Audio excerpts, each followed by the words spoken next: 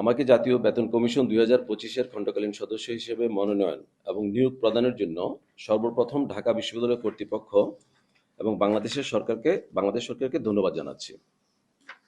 কমিশনের সম্মানিত চেয়ারম্যান মহোদয় সহ সকল বিজ্ঞ সদস্যদের প্রতি আমাকে কাজের সুযোগ প্রদানের জন্য আন্তরিকভাবে কৃতজ্ঞতা প্রকাশ করছি। মাননীয় অর্থ উপদেষ্টা মহোদয়ের সাথে কমিশনের প্রথম যে মিটিংটি হয়েছিল 18ই আগস্ট 2025-এ, সেই মিটিংয়ে মাননীয় অর্থ উপদেষ্টার মৌখিক নির্দেশ এবং বেতন কমিশনের সম্মানিত চেয়ারম্যান মহোদয়ের লিখিত নির্দেশনা মোতাবেক দেশের সকল পাবলিক বিশ্ববিদ্যালয়ের জন্য সুনির্দিষ্ট সুপারিশমালা প্রণয়নের লক্ষ্যে 4 সদস্য বিশিষ্ট একটি সাবকমিটি গঠন করা হয়। উক্ত কমিটিকে 3টি কর্মপরিধির মধ্যে সুপারিশমালা প্রণয়নের জন্য অনুরোধ করা হয়। টার্মস অফ রেফারেন্স দেওয়া ছিল ওখানে। উক্ত কমিটি বাংলাদেশের সকল পাবলিক বিশ্ববিদ্যালয়ের জন্য বাস্তবায়নযোগ্য এবং ন্যায়সঙ্গত সর্বমোট 33টি প্রস্তাবনা উপস্থাপন করে এবং ধাপে ধাপে উক্ত প্রস্তাবনাগুলো বাস্তবায়নের জন্য সুপারিশ করে। সকল প্রস্তাবনার সাথে তার জাস্টিফিকেশন বা যুক্তিকরণের এক বা একাধিক বিস্তারিত ব্যাখ্যা রিপোর্টে উপস্থাপন করা হয়েছিল। অধিকাংশ প্রস্তাবনায় বেতন ভাতাকে কাজের মান বা পারফরমেন্সের সাথে সম্পৃক্ত করার সুনির্দিষ্ট সুপারিশ করা হয়েছিল। ঢাকা বিশ্ববিদ্যালয়ের প্রতিনিধি হিসাবে আমি সাব কমিটির উক্ত রিপোর্টটি পৃথকভাবে এজেন্ডাভুক্ত করে কমিশনের পূর্ণাঙ্গ সভাতে আলোচনার জন্য অনুরোধ করা সত্ত্বেও বিষয়টি আমলে নেওয়া হয় নাই।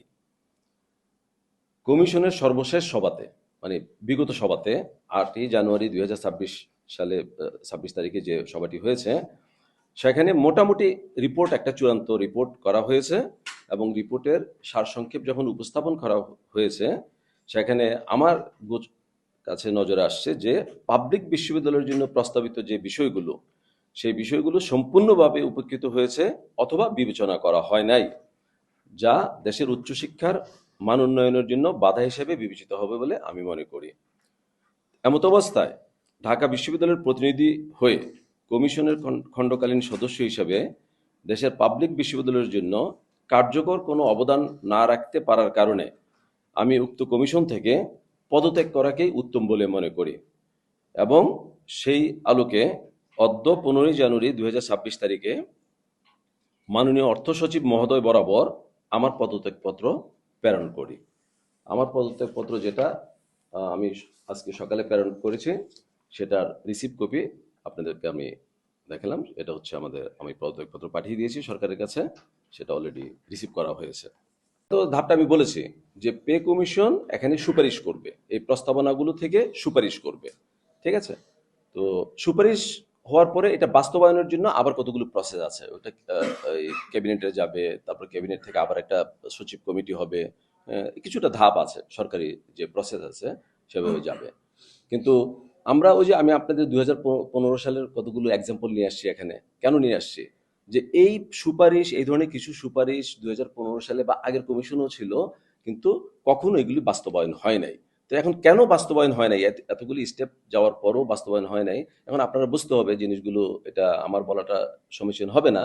তো মোটামুটি একই ধরনের সিচুয়েশনটা এখানেই আছে, যে আমরা আসলে একটা গণ্ডির মধ্যে থেকে বের হতে পারছি না। হ্যাঁ, এই মাইন্ডসেটটাকে নিয়ে আমি বারবার বলার চেষ্টা করেছি যে আমাদের যে 5ই অগস্টের পরে, গত বছর 5ই অগস্টের 24-এর 5ই অগস্টের পরে যে একটি পরিবর্তন হয়েছে, যে আমাদের পরবর্তী প্রজন্ম, আজকে যারা লেকচারার বা নতুন নতুন যারা গবেষক, তারা এই জাতির কাছে বা আমাদের কাছে যে প্রত্যাশা করে, সেই প্রত্যাশার আলোকে আমাদেরকে একটু নতুনভাবে এটা ঢেলে সাজাতে হবে। কিন্তু আমার যেটা মনে হচ্ছে, আপনি যেহেতু কথাটা বলেছেন, আমার মনে হচ্ছে যে এই পুরো জিনিসটা এখনো একটি এই বৃত্তকার সার্কেলের মধ্যে আছে, এই ব্রিটিশ আমলের মানে একেবারে অতীতের একটি সার্কেলের মধ্যে আছে। তো ওইটা দিয়ে তো আমাদের সলিউশনটা হবে না। আমি এই কারণে মনে করলাম যে ওই সার্কেলের মধ্যে যদি থাকতো, এটা যদি আমি বুঝতাম, তাহলে আমি আসলে ওই কমিশনে যেতাম না। যদি আমি আগে বুঝতে পারতাম, আমার ধারণা ছিল দেশ একটা নতুন পরিবর্তনের দিকে যাচ্ছে, সবাই একটা নিউ মাইন্ডসেটের দিকে যাচ্ছে। তো এখানে একটা ভালো পরিবর্তন আসবে, সব দিকে নতুন নতুন ডাইমেনশন ওপেন হবে। কিন্তু আমি শেষ মুহূর্তে গিয়ে দেখলাম যে আসলে আর ওপেন করা যাচ্ছে না কোনোভাবে। বর্তমান যেটা প্রস্তাবনা করছে, আপনাদেরটা হয় নাই, এটা পাস হয়ে গেল, সেক্ষেত্রে আপনাদের পরবর্তী বা না, সেটার জন্য তো আমি এখানে আজকে আসি নাই। আমি জাস্ট আমার পজিশনটাকে ক্লিয়ার করার জন্য আসছি। যেহেতু আমি যেহেতু পাবলিক বিশ্ববিদ্যালয়ের শিক্ষকদের এবং শিক্ষক না, আমি বলবো পাবলিক বিশ্ববিদ্যালয়ের সমস্ত স্টেক হোল্ডারদের যেহেতু ওখানে রিপ্রেজেন্ট করি, হ্যাঁ, বিশেষত ঢাকা বিশ্ববিদ্যালয়, সুতরাং আমার একটা নৈতিক দায়িত্ব আছে যে ওখানে কিছু তাদের জন্য কিছু করা। এখন আমি যদি ওখানে যদি ওইভাবে কার্যকর কোনো ভূমিকা পালন করতেই না পারি, তাহলে আমার দায়বদ্ধতা থেকে আমি মনে হলো যে ওখানে থাকাটা আমার জন্য সমীচীন হবে না। কিন্তু আমার কমিশনের যে সম্মানিত বিজ্ঞ সদস্য, চেয়ারম্যান মহোদয় বা সরকারের প্রতি আমার অগাধ বিশ্বাস আছে যে এখনো সুযোগ আছে, অবারিত সুযোগ আছে। আমি বলে দিয়েছি, হ্যাঁ, যে টিউআর দিয়ে কিন্তু সব কাজ করা যাবে না। হ্যাঁ, বাস্তবতাটা বুঝতে হবে, বুঝে আমাদেরকে ওই বাস্তবতার নিরিখে জিনিসটা চিন্তা ভাবনা করতে হবে। সেইভাবে যদি আমরা চিন্তা করি, এখনো অবারিত সুযোগ আছে এই কাজগুলো করার জন্য। দীর্ঘদিনের শিক্ষকদের একটা দাবি যে একটা স্বতন্ত্র বেতন কাঠামো, তো এটা করতে গেলে আমরা মনে করেছি সাব কমিটি থেকে, বা আমি মনে করেছি যে এই মুহূর্তে যে দেশের যে পরিস্থিতি, আর্থসামাজিক অবস্থা, তাতে পলিসি মেকারদের উপর যারা সিদ্ধান্ত, তাদের উপর একটা অতিরিক্ত প্রেশার হতে পারে। তো আমরা তার জন্য চেয়েছি যে এই মুহূর্তে এই জিনিসটা সামনে না নিয়ে একক যে বেতন কাঠামো, জাতীয় বেতন কাঠামো, এর মধ্য থেকে আমাদের এই দাবিগুলোকে সুন্দরভাবে প্রতিফলন করা যায় কিনা, আমরা সেটা চেষ্টা করেছি। হ্যাঁ, যে আমরা আলাদাভাবে নিয়ে যাই নাই, তবে সেটা আমাদের প্রস্তাবনায় আছে যে ভবিষ্যতে যাতে একটি শিক্ষা সম্পূর্ণ স্তরে, প্রাথমিক থেকে টারশিয়ারি বিশ্ববিদ্যালয় পর্যন্ত পুরো স্তরের জন্য যাতে একটি স্বতন্ত্র কমিশন করে দেওয়া হয়।